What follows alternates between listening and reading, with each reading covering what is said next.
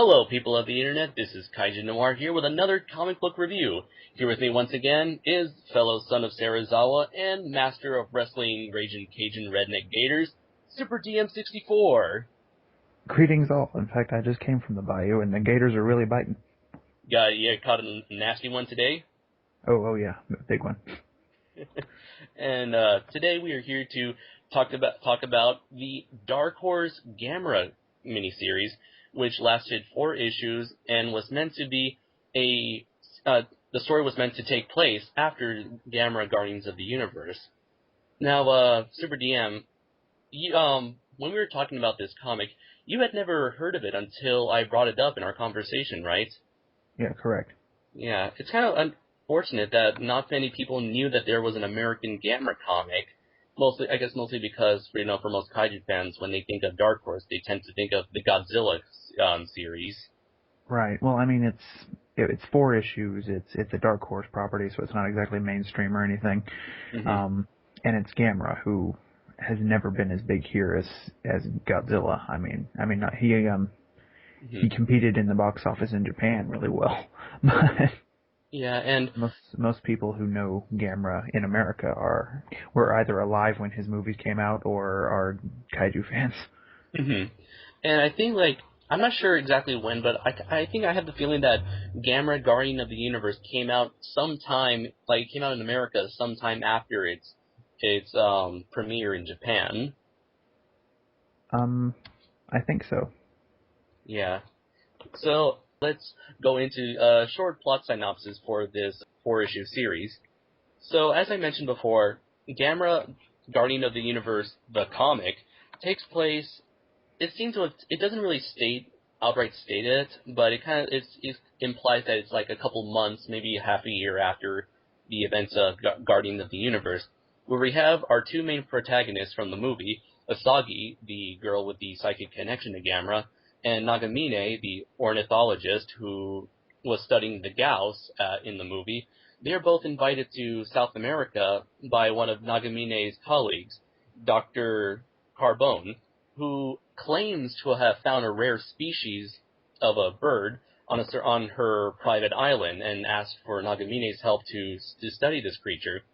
So while Asagi was what seems to be sightseeing the location with a native by the name of Lutz, Nagamine was attending this little meeting with Dr. Carbone, where she reveals that she was lying about the rare species of bird. Rather, she was actually creating monsters from the DNA of Super Gals from the Guardians of the Universe movie. Dr. Carbone explains to Nagamine that she plans to grow these giant monsters for, what else, taking over the world. Of course. And asks for Nagamine's help to help her control these creatures so that they can both, accomplish their, grand scheme. At the same time this is happening, one of the creatures, a clone of Super Gals, gets loose and starts destroying a South American town. At this point, Asagi summons Gamera to fight the Gals, and eventually wins the battle. So once all is said is done, Asagi, Nagamine, and the native Lutz ends up getting caught in this crazy, almost ridiculous, chaotic story featuring Dr. Carbone and her plans to destroy the world. You got Zigra, an alien monster that randomly shows up, and an alien bounty hunter named Frina who plans to capture Zigra. Yeah, after the first 2 issues, the story just goes all over the place. But I guess you could say the main protagonist of the story is Virus, who is one of Dr. Carbone's creations that takes over her mind, because in this incarnation, Virus has telepathic powers. So Virus becomes the main antagonist, and it plans to take over the world using Dr. Carbone and the amulet that Asagi uses to control Gamera. So yeah, as we previously mentioned, this story starts out kind of simple, but then by issue 2, it kind of goes off into a radical direction once Zigra enters the picture. Yeah, yeah. After Zigra shows up, everything just gets weird, man. I mean, the strangest, and it could easily be rectified. All they would have had to do to make the story make more sense is not have Zigra be an alien, but have him be one of Carbone's creations, and Yeah, then it's, and mhm. then it all would make sense, and you wouldn't need the alien bounty hunter who shows up for no reason whatsoever. Um, well, I mean, her reason for showing up is that she wants to take Zigra back to space, but I mean, she doesn't really have any bearing on the plot, and so Oh, you wouldn't need her.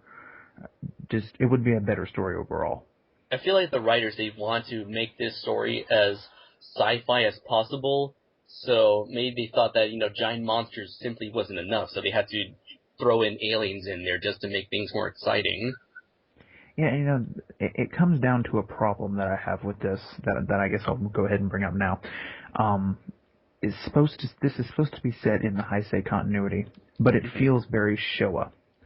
Um, Yeah, especially when it this movie brings up three kaijus from the Showa series. Well, I wouldn't mind that so much if they just gave them like some redesigns to make them look more Heisei-ish. Yeah. The problem is the tone, and I understand why this happened. At the time that this comic was made, the only movie that was out was Guardians of the Universe. Legion had not been released yet, so Uh-huh. so they only have one movie to go with, and if you've only got one Heisei movie to draw inspiration from, then where else can you turn but Showa? So I get that, Hmm. but it's just I think they were trying to do. I think they were trying to do what to go back to our review of Godzilla Legends. I think they were Hmm. trying to do what the Titanosaurus story did there and strike Hmm. sort of a good balance between Showa and Heisei, Uh-huh. and and I don't think they were all that successful. I thought that they were kind of successful for the most part. I mean, I liked issue number one. I felt like even though to me, when first reading it, I thought it was a bit of a rehash to bring in Super Gals again. But I thought like, the story progressed at a decent pace.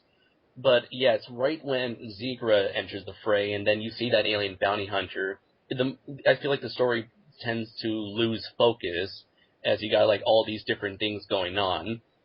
Whenever I see stories like those where you have like multiple parties with different goals, it kind of like it becomes hard to follow at times. Yeah, I mean, And yeah, mhm. I mean, my main problem, as I said, is really a tonal issue. Uh-huh. The tone was not all that consistent because it doesn't really feel Heisei. Uh-huh. It doesn't really feel Showa either. It's Mhm. somewhere in between, and I feel like that's what they were going for. I'm Uh-huh. just not sure how well they did it. What do you think of Dr. Carbone's plan of like creating monsters from the DNA of gals? That's an interesting idea. I think it's something that we've made jokes, or Bill's made jokes about doing a Gamera movie called Gamera versus the Fucked Up Gamera that has Yeah. basically this same idea behind it, but it really is a nice idea. It's Hmm. kind of like what they started to do in Godzilla, where you had all these Godzilla enemies that were spawned from his DNA. Uh-huh, like Biollante and the Space Godzilla. Biollante and Space Godzilla, a lesser degree with Megaguirus because he wasn't actually spawned from Godzilla's DNA, but he used it to grow stronger, and I guess that Yeah. mutated him a little. Um, But so I like that idea. Hmm. But then it turns into her working for Virus because he's got mind control powers, Yeah. and so it which is fine. But I kind of liked the original idea of it better, of her trying to create. I would have rather it just be her creating these monsters, thinking that she could control them, and then Yeah. them completely breaking out of her control, Jurassic Park style, and Ooh, that would be a better. I believe that would have been a better way of executing that story.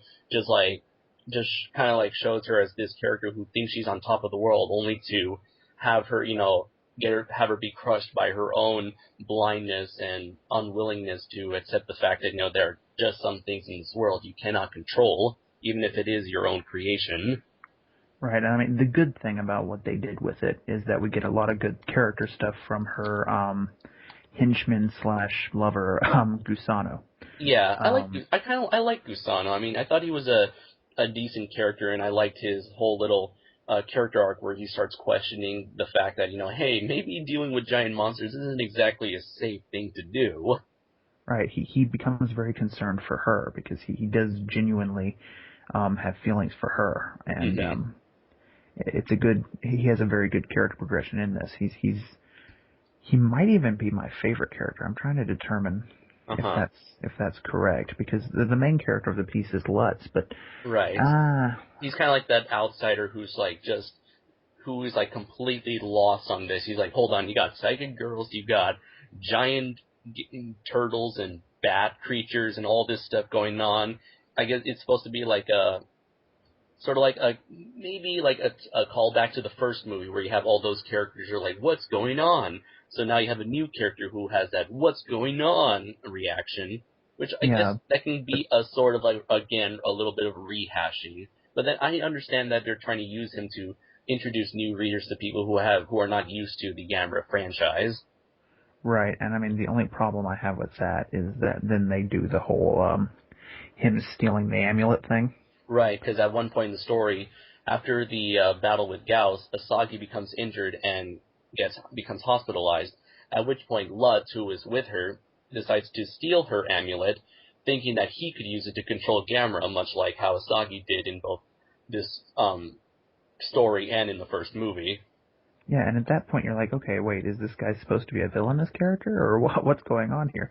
And it's very strange. It comes out of nowhere. We're not used to seeing our kaiju protagonists steal amulets and trying to control kaiju. Like, what other purpose could he have for that besides trying to take over the world? And I don't think that's what he was trying to do. No, I do like, Um, yeah, you did mention, like, before we were recording, you did mention that there was a line that he said where he's like, I'm not going to do anything bad, I just want, hey, it's a giant monster. yeah, which I mean makes sense, but it would work out better if he had some sort of goal in mind. I don't know what it would be, but Uh-huh. I feel Maybe, like yeah. there should be something. Maybe if we got more of his backstory and see, like, maybe there's a reason why he would want this sort of power. Maybe, like, there's someone he knows that's in trouble, and maybe he can use Gamera to help out this person that he knows. And that way you can make him a more sympathetic character. Maybe the government of his country is really despotic and he wants to use Gamera to take him down. Something. Yeah, or maybe there's, like, some sort of gang turf war going on in his village, and he needs Gamera to, put an end to both sides once and for all. Well, at that point it becomes Gangsters and Goliath with Gamera, but Yeah. But hey, it's something as opposed to saying, I don't know what I'll do, but certainly nothing evil. it's just like, it's a giant turtle. I'm going to have a giant turtle. It's going to be awesome. Yeah. I know, well, I guess you can That's say sort of. basically his thought process is that I'm going to control this giant turtle. Yeah, although, I guess in all honesty, I guess that would sort of be my mindset if I was given the opportunity of controlling a giant turtle. That he was going to just control a giant turtle and then it would be awesome. But at the same time, it's like he doesn't have any real motivation to do so, I guess. I mean, Yeah, he's right, it would be awesome. But at yeah. the same time, and reading it from a story perspective, we need to know why. Yeah, definitely. I mean, in real life, just say, hey, I'm going to control a giant turtle. That's cool. But yeah, you're right. For us, for story, for the sake of story purposes, yeah, you need some sort of motivation in there. Otherwise, it kind of seems like he's kind of a selfish jerk, especially when he's essentially stealing from a passed out teenage girl. Yeah, and yeah, he's stealing from this passed out Japanese tourist who's a young girl. It And makes he's just it leaving makes her there. it makes him a tad unlikable, and he's likable in the rest of the story afterwards. So he kind of gets redeemed, but at the same time, it's a problem because it's just poor storytelling. Yeah. Now, what do you think of Asagi and Nagamine? Because to me, I thought that they were just here for the ride. There wasn't really anything, for them to do other than spout exposition from the first movie. Yeah, that is kind of a problem with them. This focuses more on Lutz and the villain, which is fine, but then you also have these characters from the movie in there for not much of a reason. It just, I felt the same way. They were just sort of there. They were along for what was going on. Uh-huh. Um, Maybe the reason why the writers left them blank, I guess, they didn't want to interfere with what would happen to them in the second movie. So they decided to have everything that happens at the end of this story stay the same. Like, they want to go right back to the status quo once all's said and done, so that, people who go into the second movie, wouldn't feel like they'd missed anything. Yeah, I'm pretty sure that was the thought process behind it as well. Because, again, this was made before Legion came out, but we know that the people that made the comic were aware that Legion was coming out. They say so in their little editorial sections at the end of the comic books. Which, by the way, to go off on a slight note, Shall We Talk is the stupidest name for an editorial section I have ever read. Yeah, I think, like, the ones for Kingdom of Monsters would call, like, the Stomping Grounds, I think. That is a lot better. Yeah. Oh, you gotta love, like, one of the tagline for issue 2. Like, Gamera, the original mutant turtle. Yeah, which I explained to you yesterday why that is incorrect in every sense of the word. Because Gamera is was not a mutant unlike Godzilla, and for Guardians of the Universe, he's not technically a mutant, rather a genetically engineered manufactured creature of Atlantean descent. Yeah, that's the thing. He in the original movies, he was just a giant prehistoric turtle. Now, in the new movies, you can make the argument that he was mutated, or was a mutant because he was genetically engineered, but that came out after Mutant Ninja Turtles, so you can no longer claim him to be the original Mutant Ninja Turtle. It's just a flawed statement. Yeah.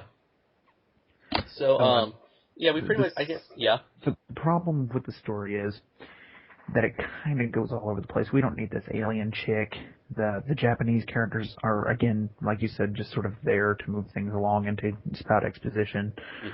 Lutz is not very likable because of him taking the thing, and I mean he does get sort of he does get redeemed sort of by the end of it, but really the only human character that I really cared about in this whole thing was the henchman Gusano. Yeah, and it's kind of sad when the one character that's interesting is the henchman. Yeah, that's definitely a problem. Now, what are your thoughts on the kaiju side of things in terms of the monsters and how they are portrayed? Overall, very well. Gamera and Gauss are the same basically as they were from the movie. One sort of issue that it has is that Gamera just sort of is the big gun that comes in to save the day in this story. He doesn't really have much of a characterization going. But Gauss is the crazy badass force of destruction that he was in the last one. Zigra is intimidating enough. He shows up for no reason, but while he's there, he's cool enough. Really, the monster that they put the most attention on, and they do it fairly well, is Virus. I think I liked how they were trying to like call back to their Showa origins when it came to the introduction of Zigra and Virus. Where Zigra, he's an alien who, already has this reputation for being this, like, force of destruction. Well, though I don't like it how they just made him to a simple monster, as opposed to this intelligent dictator-like figure. And with Virus, yeah, again, like Virus in the old series, in the Showa series, was another alien that wants to rule the world. But I actually like his origin here, as opposed to his Showa origin, which was kind of generic. Here, he's this creature, this unassuming human creation that ends up toppling over, gaining dominance over its creator. Right, yeah, he's cloned from Gauss DNA and with some other stuff thrown in. The Dr. Carbone injects her brain juice into him. So I guess that's what causes... Which is the explanation, the sort of kind of explanation for how he gets psychic powers. Yeah. I sort of wonder. He's done fairly well. He makes a good villain. Yeah, he's a pretty crafty kaiju. He's like using Gamera when he is able to he's able to use the humans to use Gamera as a shield for all the military attacks that are generated towards Virus. Right, yeah. Yeah, just basically using turning Gamera from the ultimate gun to the ultimate shield. Pretty much, As, yeah. yeah, That's his plan. yeah. Yeah, for Zigra, he just, I feel like there wasn't enough time for Zigra. I mean, if you're gonna shove him into the story, at least do something interesting with him, as opposed to just having him fight Gamera at the bottom of the sea. I mean, the fight is Right. pretty awesome, yeah, It's a but good fight, and again, he wouldn't feel so unnecessary if they had done it the way that I said, instead of having him be from space and uh-huh. make him one of the cloned creations. Then he wouldn't feel quite as superfluous, I guess is the right word. Yeah, and as for Gals, I mentioned before earlier in the review where I thought that bringing back Gals was sort of like a rehash of what happened in Guardians of the Universe, but I guess, reading through the comic again, it was nice to reintroduce him and bring up the idea that all of this was caused by a member of this species. Yeah, yeah, Yeah, and yeah, I guess at the end of the day, there's nothing wrong with seeing Gamera and fighting Gals. Yeah, yeah. Gals. He did what you expect of Gals, and nothing new was done with him or Gamera, but it's still entertaining nonetheless. Yeah, so I mean, there's really not much else to say about the kaiju because there are only 4 of them. Uh huh. Although, yeah, you did And bring up this. Virus is the only one that really gets a characterization. Although it could be, you could say that maybe the writers are trying to draw like a comparison between the relationship that Dr. Carbone and Virus had and the relationship that Asagi and Gamera have. Although, I guess it doesn't really work all that well because we don't see that much of a connection between Gamera and Asagi. They never have like a special moment of them where that these characters are aware of each other. Well, at least when it comes to Gamera. Right, and I think part of the problem with that is that it's a mini-series that's meant to tie in with the movies. If this was like in the beginning of a Gamera like ongoing from Dark Horse Uh huh. that shared elements from the movies but was actually part of their own unique universe, then they could have expanded upon all that Yeah. in an interesting way. But with it being a 4-issue miniseries that's meant to tie in with the movie, and they're not really allowed to do anything to change the status quo because they don't know what the next movie's going to be. I can certainly understand why they were limited in what they could do. Yeah, that's probably the reason why we don't get a redesign for Zigra and Virus. They look exactly the same as they did in the Showa series. Maybe they probably they weren't allowed to redesign them, give them the Gauss treatment, or maybe they were maybe Dai Studios was planning on using them for another movie, perhaps. Yeah, I don't know, and that brings up an interesting problem with the writing in this that I forgot to address before. There, in terms of tone, it doesn't really feel like it's in the Heisei universe. It feels more Showa to me. And again, I think that's because the next movie hadn't come out yet. They only had one movie to work with, and so naturally, when they were trying to draw their inspiration, there was nowhere else to look but Showa. Yeah, and I guess the thing is I was kind of disappointed that they looked like the Showa series because the Showa series features very cartoony looking kaijus, which kind of look a bit out of place when you compare them to Heisei, Gamera, and Gauss. Yeah, because Showa Gamera designs were very simple. There's a lot of smooth lines and just basic shapes going on. So, are you ready to move on to the art? I suppose we can, yes. So, what were your thoughts on this particular art style and the especially the monster fights themselves? I mean, I've seen this art style before. It feels very typical '90s Dark Horse to me. You know what I mean? Yeah. With the sort of more stylized like grittiness to the way everything's drawn. You know, which was prevalent in the '90s anyway. Yeah.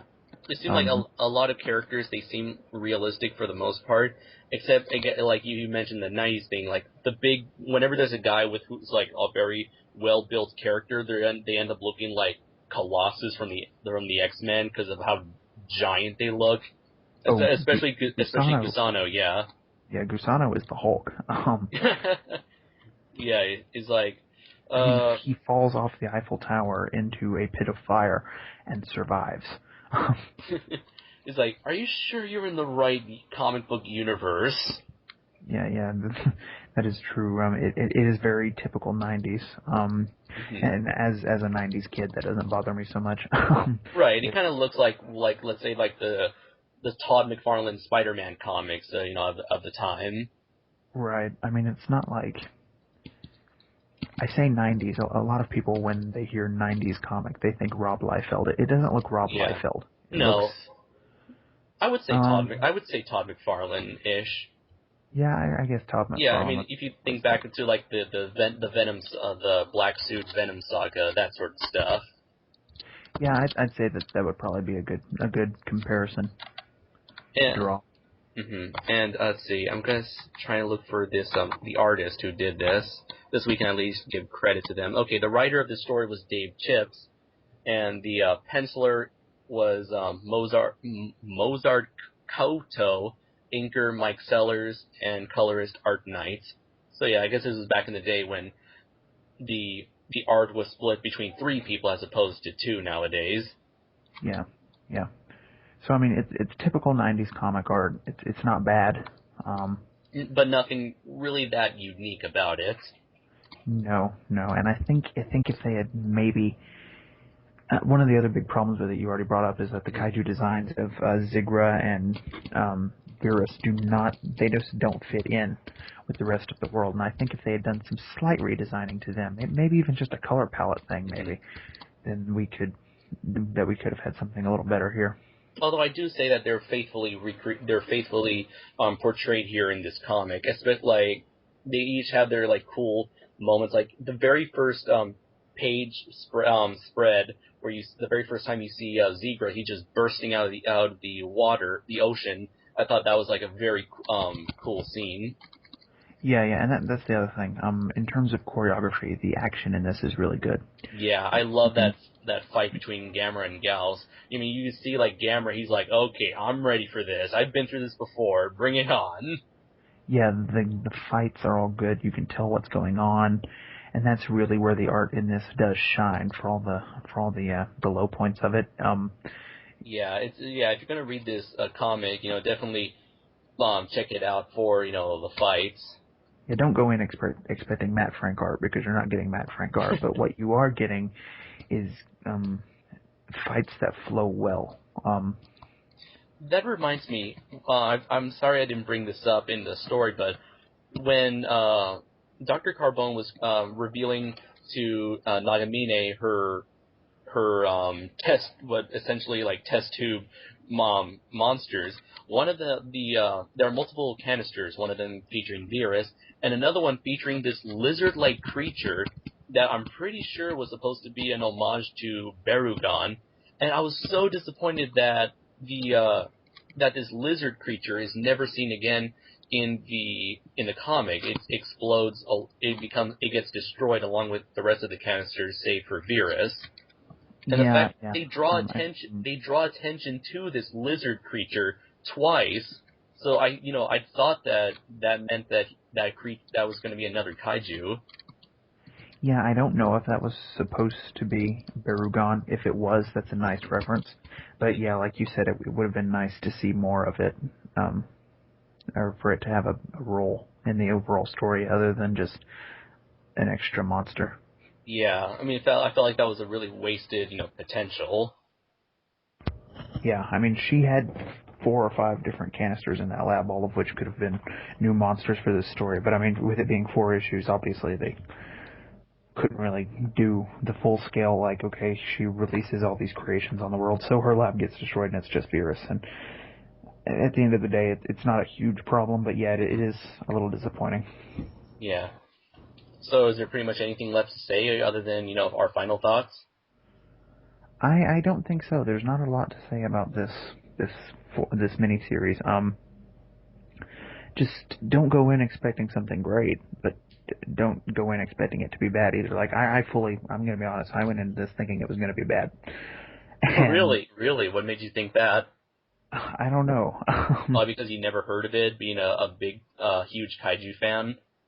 Yeah, I had never heard of it. It was 90s Dark Horse, which I don't really have a huge opinion of anyway, but just when I looked at the cover for the first issue, I didn't have high hopes. Oh yeah, because it's like it's basically the Guardians of the Universe poster. Yeah, so I was expecting just a cheap, terrible movie tie-in. And it is a movie tie-in. I wouldn't call it cheap or terrible. So, it's a good book though. It's if you're a kaiju fan, if you like Gamera, if you like good monster fights, it is worth a read just for that alone. So I mean, I think I'm probably going to give it a 3. Yeah, and I'm definitely giving it a 3 out of 5 as well. It's like you've mentioned, it's a very decent read. If you happen to see it, definitely pick it up if you're a Gamera fan. It's got enough in it to keep your attention throughout the whole story, and it will by the end, like at the end of the day, you'll be like, huh, okay, so it's not that memorable, but it's something you're most like. I have the feeling that you're gonna have fun with. You will be entertained. Yeah, I'll, it's I'll not. just say that right now. You will be entertained. There are some points in the story where you're going to say, "What the fuck?" Like when the alien woman shows up, which is just a really weird thing that would make sense if this was an ongoing, but with it being a 4-part miniseries, it doesn't really make a lot of sense. Yeah, I don't Um, know. Just at throwing in aliens in there, just kind of like was kind of like a wrench in this story. yeah, because they didn't have any bearing on the plot whatsoever. Like No, they try to bring it into like, okay, Ziggural was an alien, and that's why this alien bounty hunter's here, and then now she's going to help them fight Virus because and she needs something to take back to her employers. That's fine, yes, but she doesn't really wind up being all that helpful, and she just winds up at the end of the story trying to blend in with the crowds in France, looking like Lady Gaga. hey, maybe that could be the secret origin of Lady Gaga. I think it might be. Okay, so everybody out there, if you're interested in the secret kaiju origin of Lady Gaga, pick up the Dark Horse Camera Run. Yeah. With that said, that is our review for the Dark Horse 4-issue Gamera series. We hope you've enjoyed it. And as always, I'm Kaiju Noir. And I'm Superdm64. So until next time, everybody, take care.